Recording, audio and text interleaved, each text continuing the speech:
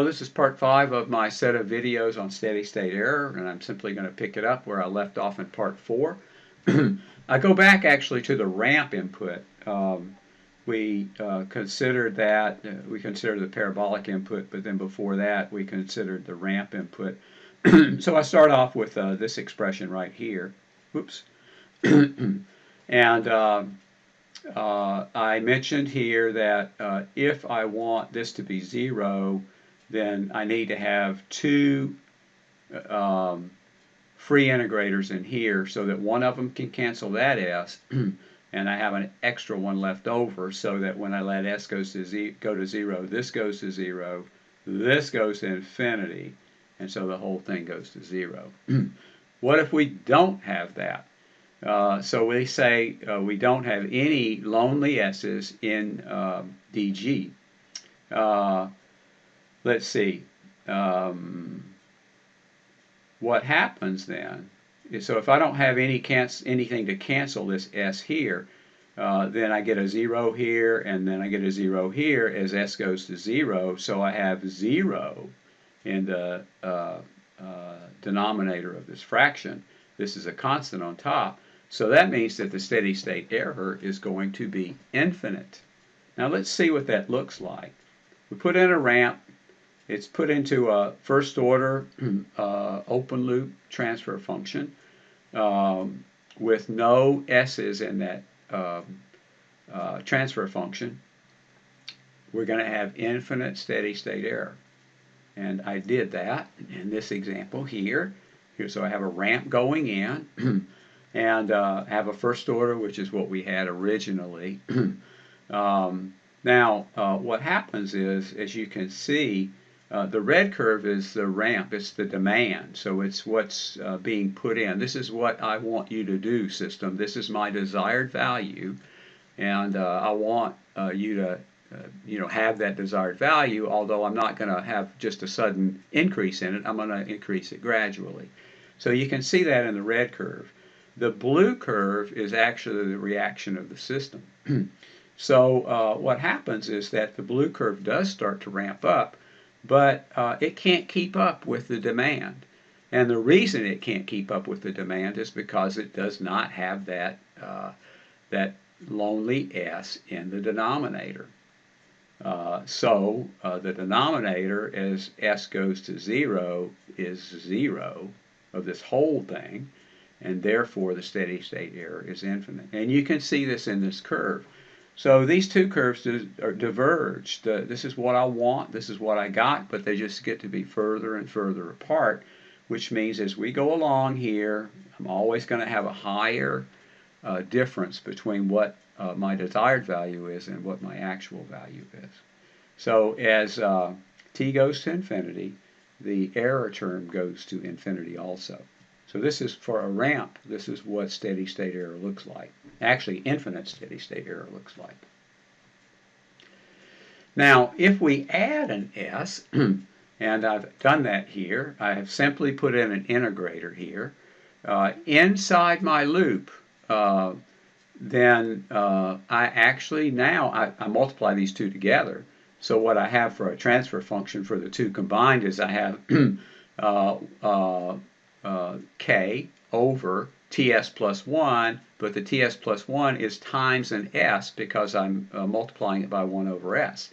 So we have put the lonely s inside the loop, so we've added an integrator, and there's a lonely integrator in that transfer function, in the open loop transfer function. If we go back to our formula, now we have an s in here. We put it in there, and so that s and this s cancel out, and this goes to 0, but I will have a constant here as s goes to 0, and therefore, if this is a constant, which it often is, then I will have a constant down here as a result, and I will have not 0 steady state error, but I will have a finite steady state error instead of an infinite steady state error. And I ran that, and as you can see, what happens is that the response of the system does lag a little bit behind the demand. This is what we want, the red curve, like before.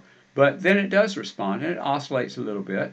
But what happens is, and it's a little hard to see, but these curves are not on top of each other. They're a little bit removed from each other. And so we wind up with a constant steady state error where the blue curve just runs along parallel to the red curve. And the vertical difference between those two is our steady state error. Okay, now all of that, we have a bunch of different types of inputs that we've shown, a step, a ramp, and a parabola.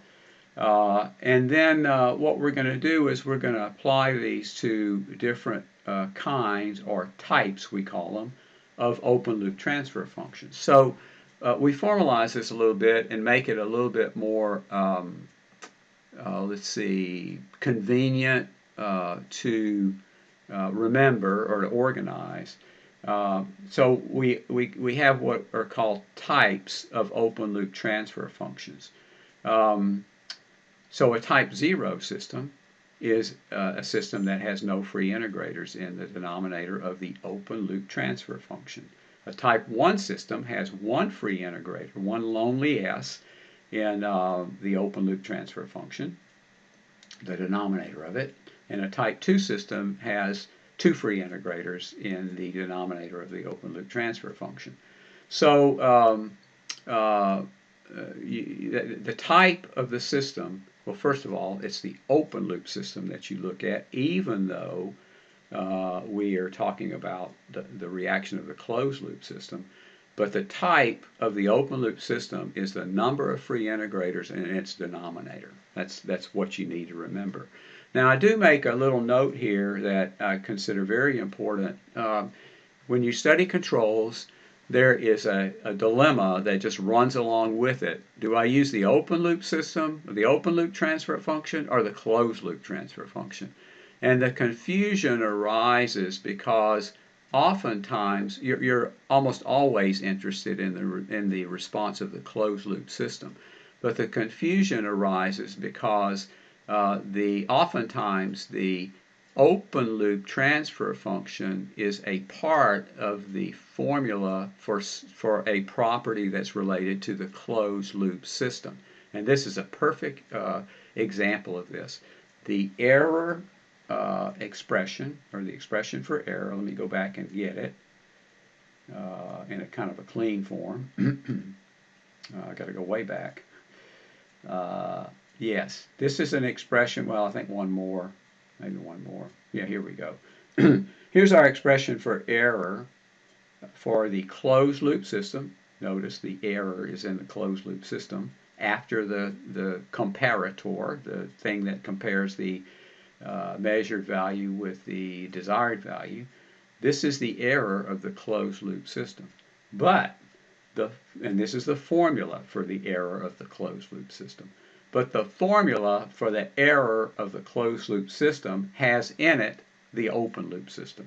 So another way to look at this is that you can use the properties of the open loop system to predict how the closed loop system is going to respond. And this is a perfect example of this. This is not the only example of this, but this is it's probably the first one that we've run into. So this confusion between closed loop system and open loop system is something that just runs along in controls. It confuses me also sometimes, so even with a lot of experience you get confused, but it's like a minefield in the topic, and you just need to simply be aware where the mines are. So here's a really good example of how we're using properties of the open loop system to predict the error. Wait, let me say that again. This is a perfect example of how you're using properties of the open loop system to predict how the error of the closed loop system is going to behave. So let's get back to where we were. It was that slide that had all the text on it. So I'm almost at 10 minutes. I'm going to stop here and start up again on another part.